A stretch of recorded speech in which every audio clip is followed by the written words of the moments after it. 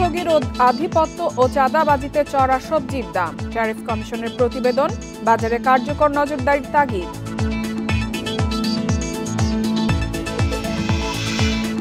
পাল্টা শুল্ক নিয়ে ওয়াশিংটনে তৃতীয় দফা আলোচনা শুরু আজ। ভালো ফলাফলের আশা অর্থ উপদেষ্টার।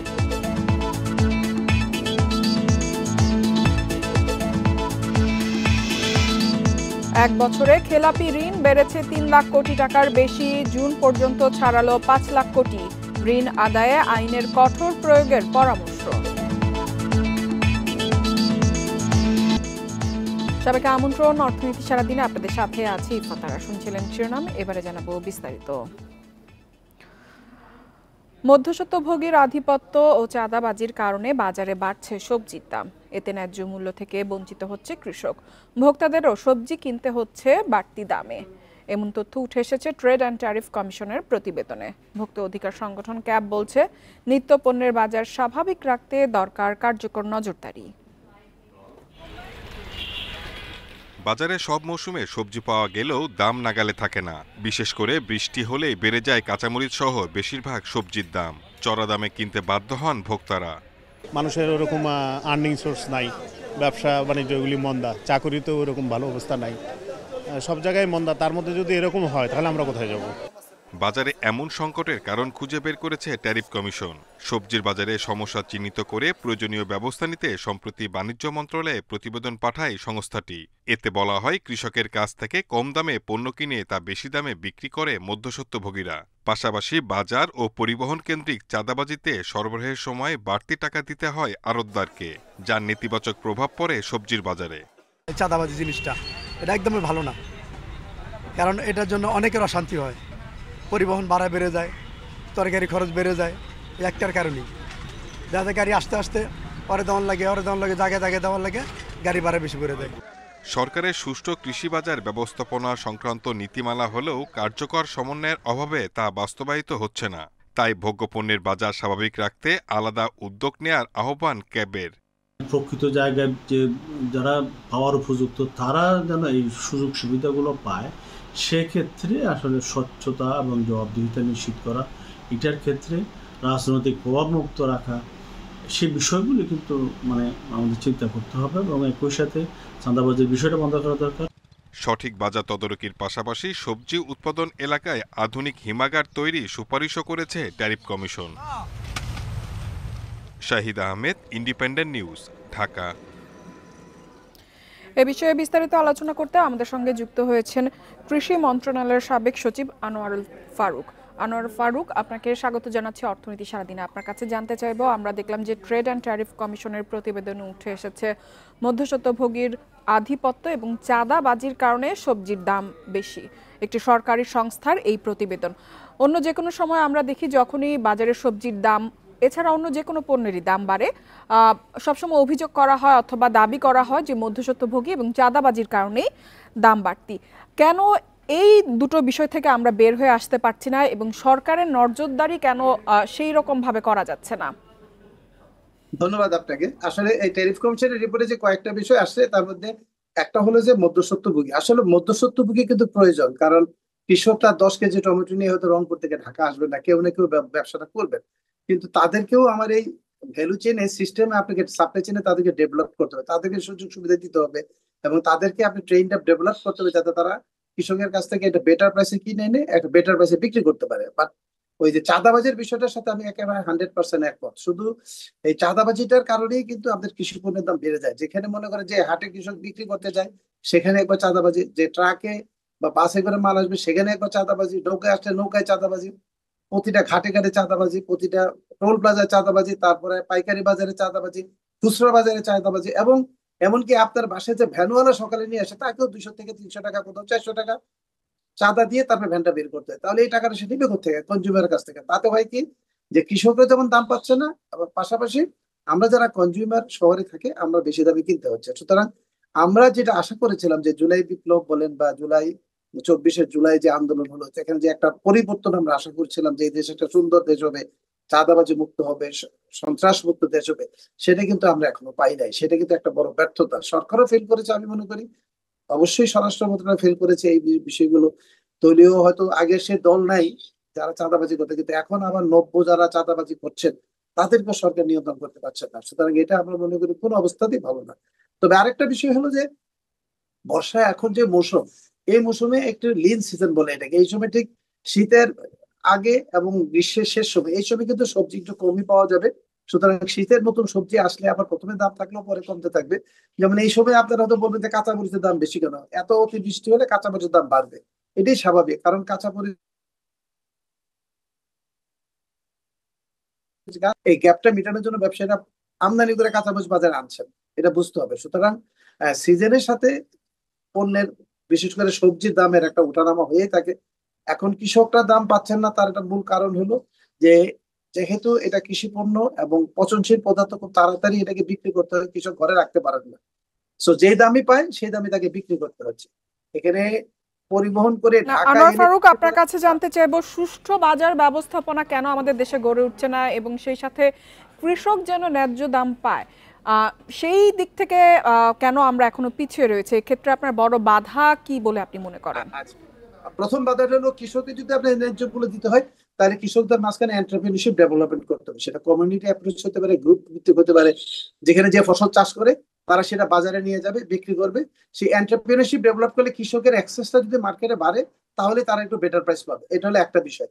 সেই জায়গায় আমরা কাজ করতে ফেল করেছি। আমরা যদিও কৃষি সম্প্রসারণ বিভিন্ন দল গ্রুপ করেছে, কিন্তু তাদের আর্থিক যে বাজার ব্যবস্থাপনায় প্রবেশ করার জন্য তাদের যে ক্রেডিট সাপোর্ট দেওয়া, সেইগুলো না দিতে পারলে, তাদেরকে সেইভাবে দক্ষ করতে না পারলে, ব্যবসায়ী তৈরি করতে না পারলে, এন্টারপ্রেনারশিপ তৈরি করতে না পারলে সেটা হবে না। সেই জায়গায় আমরা ফেল করেছি, সেটা করার দরকার। দ্বিতীয় হলো যে মার্কেট ব্যবস্থাপনা বাংলাদেশে একেবারেই দুর্বল। আপনি বলতে পারেন যে মার্কেট কোনো ব্যবস্থাপনা নেই, কারো কোনো নজরদারি নেই, কন্ট্রোল নেই। না হলে ভরা মৌসুম, এখন বড় মৌসুম, এখন আমি চালের দাম বাড়বে কেন? এখন তো চালের কোনো ক্রাইসিস নেই, কোনো আমদানি করা প্রয়োজন হচ্ছে না, তারপরে চালের দাম বেশি কেন? সুতরাং বাজার ব্যবস্থাপনা সরকার একেবারেই দুর্বল। এখানে মনিটরিং এর কোনো ব্যবস্থা নাই, নিয়ন্ত্রণের কোনো ব্যবস্থা নাই। আমরা মনে করি নিয়ন্ত্রণ করে বাজারের ব্যবস্থা কন্ট্রোল করা যায় না, এখানে সাপ্লাই এবং ডিমান্ডের উপর নির্ভর করে। এখন ভরা মৌসুমে চালের সাপ্লাই থাকার পরেও কিন্তু চালের দাম বেশি। এটা তো কাঁচা মরিচ না যে এখন বর্ষা মৌসুম দাম বাড়বে, কিন্তু চালের দাম বেশি কেন? সুতরাং এখানে আমরা মনে করি যে সরকার, যেটা গ্যাপ হয়েছে, যে ব্যবসায়ীদের সাথে সরকারের আরো বেশি লিয়াজোটা, সম্পৃক্ততা ভালো থাকা উচিত। কি কারণে দাম বাড়ছে সে সমস্যাগুলো আইডেন্টিফাই করে তাদের সাথে বসে এগুলো সলভ করতে হবে। তা না হলে কিন্তু আপনার নিয়ন্ত্রণের বাইরে চলে যাচ্ছে।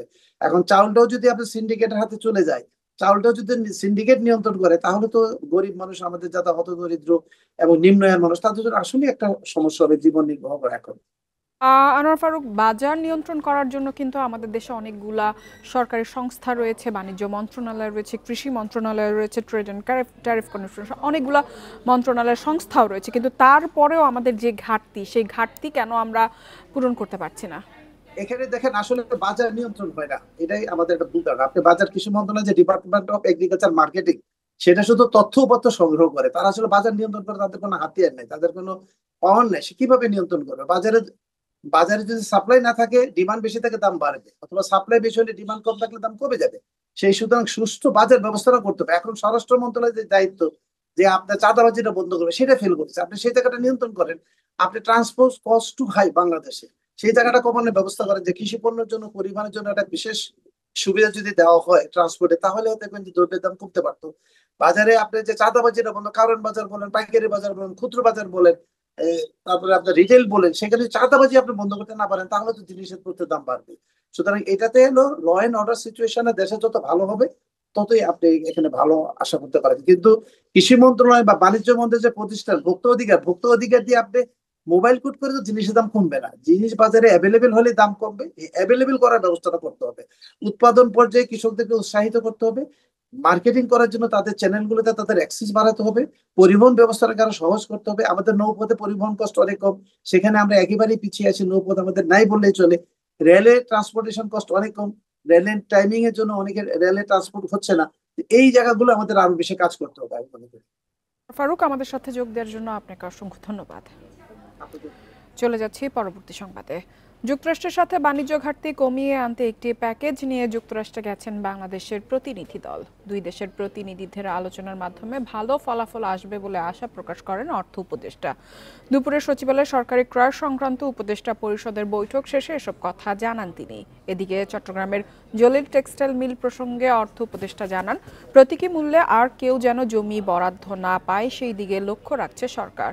কেউ জমি নিতে চাইলে সরকারকে অর্থ দিয়ে নিতে হবে। সার এবং এলএনজির স্থিতিশীল অবস্থান নিশ্চিত করতে চায় সরকার।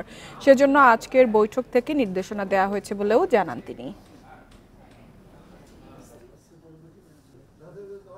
জলিল টেক্সটাইল মিলের জমিটা যেটা নিতে চাচ্ছে সেটা আমরা প্রপোজ করেছি যে আমরা ওই যে প্রতীকী মূল্যে দেব না, এখন থেকে প্রতীকী মূল্যটা অ্যাভয়েড করব। যারাই নিতে চায় অর্থ দিয়ে নেবে, কারণ প্রতীকী মূল্য দিলে যারা নিয়ে যায় তারাও ঠিক এটাকে ইউটিলাইজ করা। এদিকে বাংলাদেশি পণ্যে যুক্তরাষ্ট্রের আরোপ করা ৩৫% পাল্টা শুল্ক কমাতে ওয়াশিংটনে আজ থেকে শুরু হচ্ছে তৃতীয় দফার আলোচনা, চলবে বৃহস্পতিবার পর্যন্ত। এ সময় যুক্তরাষ্ট্রের বাণিজ্য প্রতিনিধি ইউএসটিআর এর সঙ্গে বৈঠক করবেন বাংলাদেশের প্রতিনিধিরা। এ লক্ষ্যে বাণিজ্য উপদেষ্টার নেতৃত্বে একটি প্রতিনিধি দল সোমবার রাতে যুক্তরাষ্ট্রের উদ্দেশ্যে ঢাকা ছেড়েছেন। বাণিজ্য মন্ত্রণালয় থেকে জানা গেছে, আমদানি ঘাটতি কমানোর অংশ হিসেবে কয়েক বছরের মধ্যে মার্কিন কোম্পানি বোয়িং এর কাছ থেকে 25টি উড়োজাহাজ কিনবে সরকার। এছাড়া দেশটি থেকে এলএনজি, সামরিক সরঞ্জাম সহ বিভিন্ন পণ্য আমদানি বাড়ানোর সিদ্ধান্ত নেওয়া হয়েছে। এসব পদক্ষেপের মাধ্যমে বাংলাদেশের উপর পাল্টা শুল্ক 10 থেকে 20% মধ্যে হতে পারে বলে আশা প্রকাশ করছে বাণিজ্য মন্ত্রণালয়।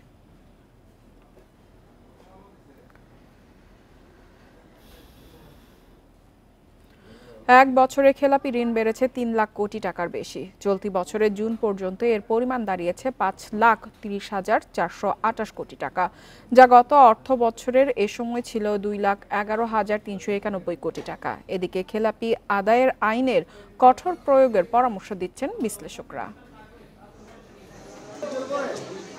দেশের ইতিহাসে প্রথমবারের মতো খেলাপি ঋণ 5,30,428 কোটি টাকা। কেন্দ্রীয় ব্যাংকের তথ্য অনুযায়ী যা বিতরণ করা মোট ঋণের 27.09%। কেন্দ্রীয় ব্যাংকের তথ্য মতে মার্চ থেকে জুন পর্যন্ত 3 মাসের ব্যবধানে খেলাপি ঋণ বেড়েছে 1,10,094 কোটি টাকা বা 26.19%। এক বছর আগে গত বছরের জুন পর্যন্ত খেলাপি ঋণ ছিল 2,11,392 কোটি টাকা। সে বিবেচনায় এক বছরে বেড়েছে 3,19,036 কোটি টাকা বা 150.92%। খেলাপি আদায়ে আইনের কঠোর প্রয়োগের পরামর্শ বিশ্লেষকদের।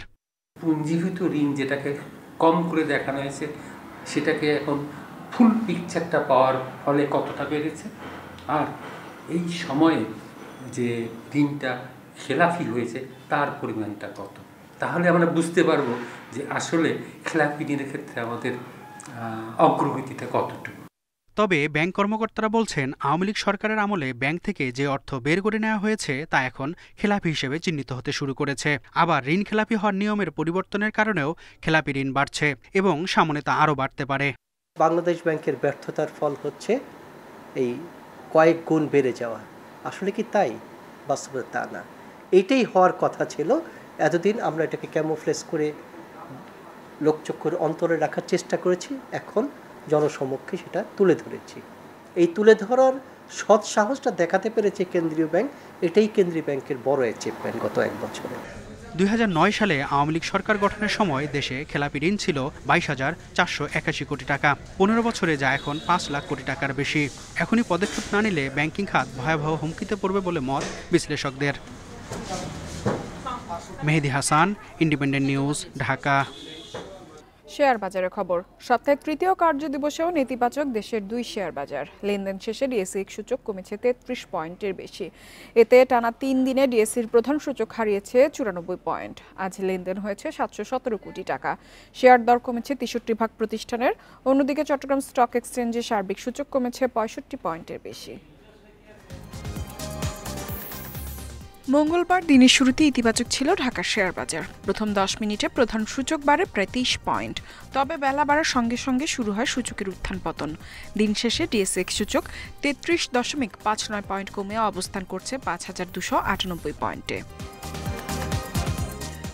সূচকের সাথে ডিএসসিতে কমেছে লেনদেনের পরিমাণও। আগের দিনের চেয়ে লেনদেন কমেছে প্রায় ৮৮ কোটি ৭ লাখ টাকা। হাতবদল হয়েছে ৭১৭ কোটি ৩২ লাখ টাকা। হাতবদলে অংশ নেওয়া ৩৯৬টি কোম্পানি ও মিউচুয়াল ফান্ডের মধ্যে দর বেড়েছে মাত্র ৮২টি প্রতিষ্ঠানের শেয়ারের, কমেছে ২৫০টির, অপরিবর্তিত রয়েছে ৬৪টি প্রতিষ্ঠানের শেয়ারের দর।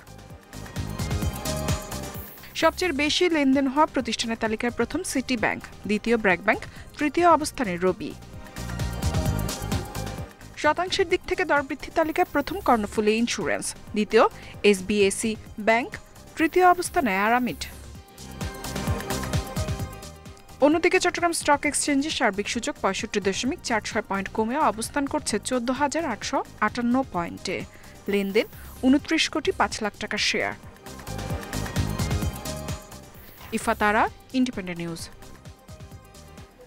এবার জানাবো বিশ্বের প্রধান মুদ্রার সাথে টাকার আজকের বিনিময় হার। দর অপরিবর্তিত। যুক্তরাষ্ট্রের ডলারে বিনিময় হচ্ছে ১২২ টাকা ৮০ পয়সায়। যুক্তরাজ্যের পাউন্ডের দর কমেছে, বিনিময় হচ্ছে ১৬৮ টাকা ৭৮ পয়সায়। কমেছে ইউরোর দরও, বিনিময় হচ্ছে ১৪৬ টাকা ৫৪ পয়সায়। ভারতীয় রুপির দর অপরিবর্তিত রয়েছে, বিনিময় হচ্ছে ১ টাকা ৪৫ পয়সায়।